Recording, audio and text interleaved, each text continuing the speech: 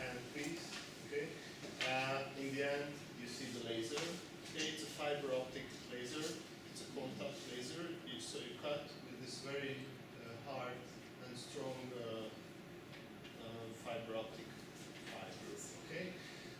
It's red, so you see where are you going, and with the pedal you can put power on it. Okay, and that's how it cuts. Some specifications of the device: the laser power can be 0.1 to 20 watts. The wavelength you see here. There are also different modes, which we already talked about, the continuous and the pass mode. The pass mode is better because the current, the power is not continuous, so the tissue damage and heating up is not so intense. Okay? Yeah, you can adjust through the touch screen everything on this device. Okay? For the fibers, we have three different diameters. Okay, 300, 400, 600 microns. The length you get in a package is 3 meters, because during cutting with this device, the fibers burn. Okay, so you always have to pull out a new piece for cutting. Okay, because when you manipulate, it disappears. There's a special covering sheet of the fiber to protect it. So before you use it, before you cut with it, you have to peel.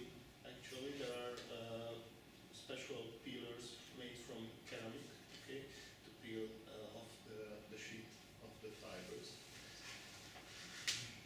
Of course, they are sterile. So this contact laser can be an alternative for diatherm and radio frequency devices. We use it in three main areas: turbinate surgery in the nose, anti-snoring operations, and cases of dermatologic surgery. Turbinate surgery is necessary when you have problem with nasal breathing, which is caused by the hypertrophy of the turbinate. We have three of them: the upper, the mid, which is very small, the middle, and the lower turbinates. The problem is nearly always with the lower turbinate. The mucosa gets swollen and it obstructs the nasal breathing. You see, that's the normal situation. This is where the air can flow. On the left side, this is abnormal. It's very narrow. The nasal cavity is narrow. Usually in chronic or allergic rhinosinusitis, you see this problem, or if a patient has an abuse of decongestion nasal spray, you always see this kind of situation. Okay, the swelling of the mucosa. Of course, there can be some anatomical disorders, usually affecting the concha, okay, which is called concha bullosa. So there is a enlarged concha, which also causes nasal obstruction. The aim of the surgery is to get the mucosa smaller. Okay. For this, you can use electricity. You can use the conventional cold instrument technique, which means that with a special scissor you cut the mucosa, and with this you have more space inside the nose. You can use electrocautery or radio frequency device, which produces much heat, and that's the main problem with that. Or you can use the laser, contact laser. Here you can see an operative situation. The handpiece is introduced inside the nose, okay, into the, as you saw on this picture, into the turbinate. Okay, and you give the power to the laser and pull it backwards, and then you make scar inside the mucosa, and the scar pulls the turbinate together and gives more space in the nose. Okay, that's so simple. There is no bleeding, no cutting, no need for tamponage after the operation.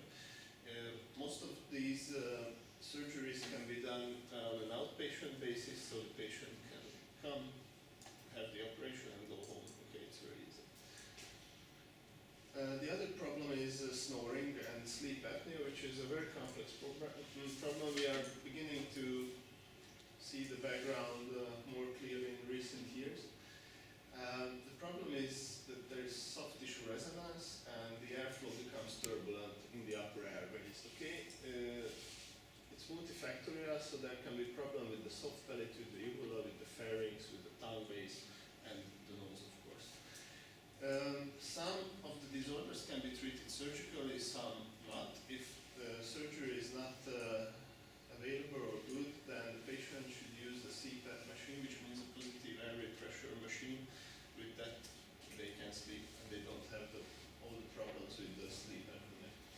If you can do some surgery, you can do it in the nasal cavity, in the pharynx, in the soft palate, in the tongue base, or at the epiglottis. Okay, what are these surgeries?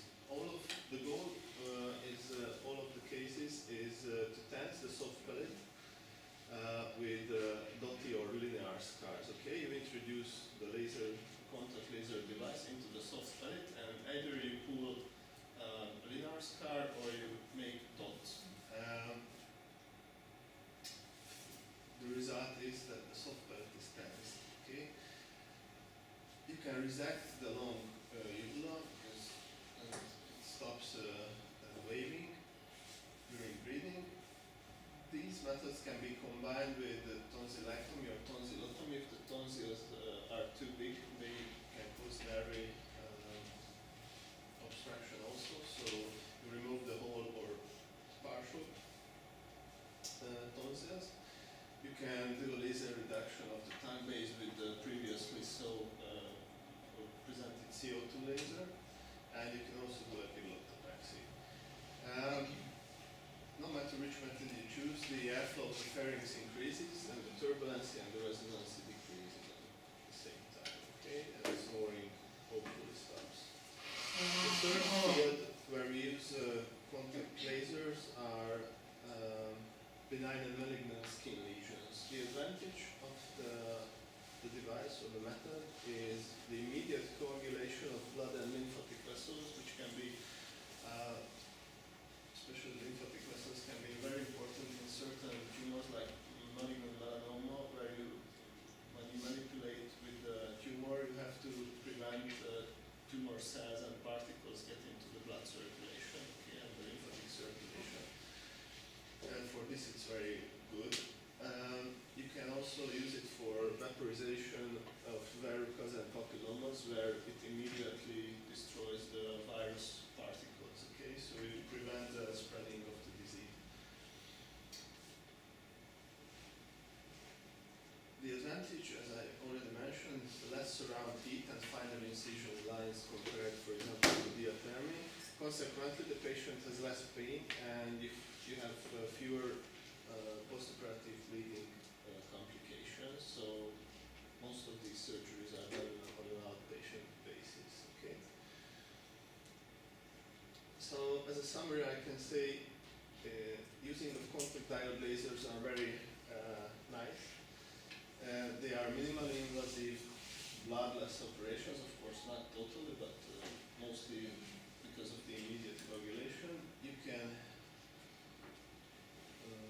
operate with fine incision lines. Okay, you saw that the 300, 400, 600 microns is the thickness of the fiber optic. So it's a very, very fine incision. It's gentle with the surrounding tissue because of the less heat. You can adjust the knife length. You pull back or force the fiber.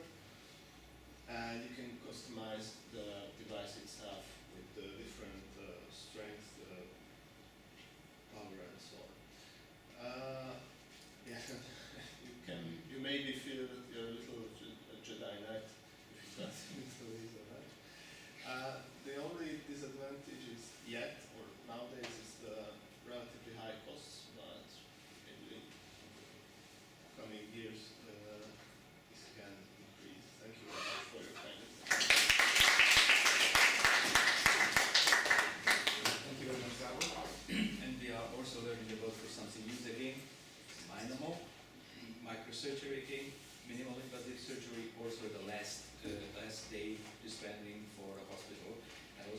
of life of the patient. As always, is a problem for the price of the equipment. Okay, all of the lasers are not cheap, but we need to compare also which way we have to our patients to spending shorter time in the hospitals. Okay, it's also needed for money. Okay, but we need to compare it for the cost and benefits of that day. We are always very polite for the ladies because the ladies first always, but no, the lady is the last one. But because of the structure of our session, she would be explaining for not only for the surgery, maybe for the different kind of the lasers also useful for the diagnostic. For the laser Doppler, it was a very nice presentation for our dean, Professor Barry. He has a lectures for you, but it was only for the theoretical things. But now she will explain you for exactly for what we are doing for the daily life. Thank you very much.